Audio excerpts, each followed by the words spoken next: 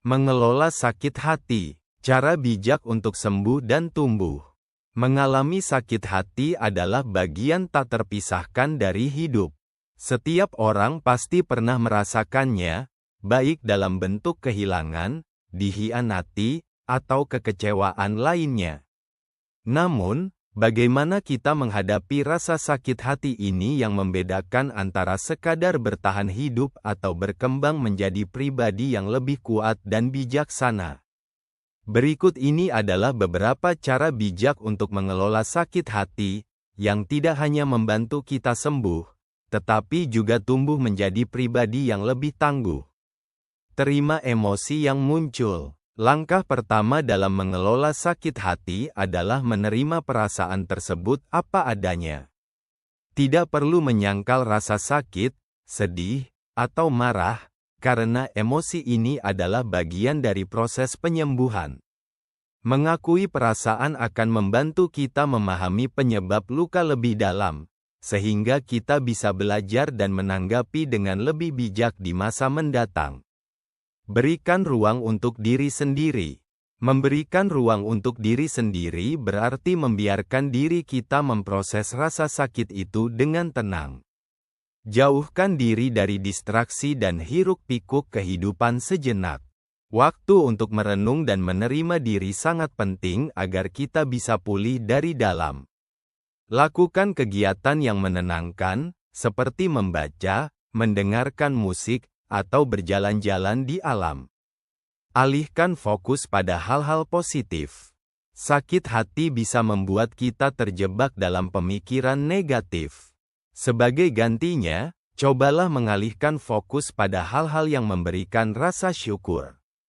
Hal-hal kecil, seperti kebersamaan dengan teman atau pencapaian sederhana, dapat membantu kita menemukan rasa kebahagiaan meski dalam situasi sulit.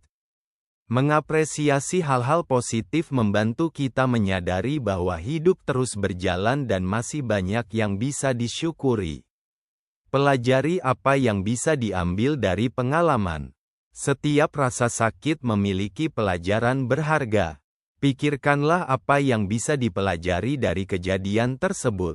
Mungkin sakit hati mengajarkan kita untuk lebih selektif dalam memilih teman, lebih berhati-hati dalam mempercayai orang, atau bahkan lebih menghargai diri sendiri. Melihat pengalaman dari sisi pembelajaran membantu kita mengambil langkah-langkah bijaksana untuk masa depan. Jadikan rasa sakit sebagai motivasi. Alih-alih membiarkan diri terpuruk, gunakan rasa sakit hati sebagai motivasi untuk meningkatkan diri. Rasa kecewa dapat menjadi pemicu untuk fokus pada tujuan hidup, mengembangkan keterampilan, atau mencapai impian yang lebih besar. Dengan menjadikan luka hati sebagai alasan untuk berjuang lebih keras, kita justru bisa menemukan kekuatan yang selama ini tersembunyi. Bangun diri untuk menjadi lebih tangguh. Sakit hati bisa menjadi pengingat bahwa diri kita lebih kuat dari yang kita kira. Pengalaman pahit akan membantu kita membangun ketangguhan dan kepercayaan diri. Dengan memandang rasa sakit sebagai bagian dari perjalanan hidup, kita akan semakin kuat dan mampu menghadapi tantangan yang mungkin muncul di kemudian hari.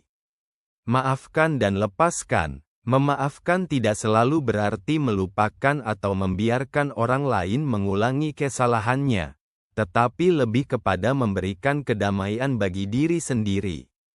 Saat kita memaafkan, kita melepaskan beban yang menahan kita dari kebahagiaan.